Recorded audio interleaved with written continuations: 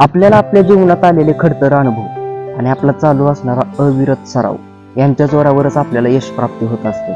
मध्यंतरी झालेला RCB आणि चेन्नई विरुद्धचा सामना आपल्याला खूप प्रेरित करून जातो. त्यात हिरो ठरला तो यश दयाल.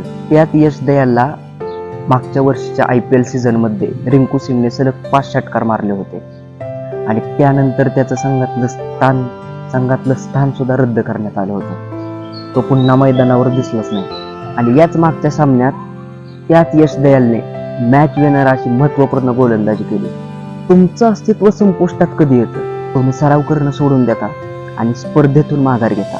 त्यामुळे सराव करणं आणि माघार घेणं कधीच सोडायचं नाही. स्पर्धा करायची. एक दिवस नक्कीच तुमचा विजय होणार, कारण त्याच विजयाला तुमच्या अनुभवांची आणि सरावाची जोड असते आणि प्रयत्नांचा पाठिंबा असतो. आपल्याला आपल्या जीवनात आलेले खडतर अनुभव, लागलेल्या ठेचा ह्याच आपल्याला यशाच्या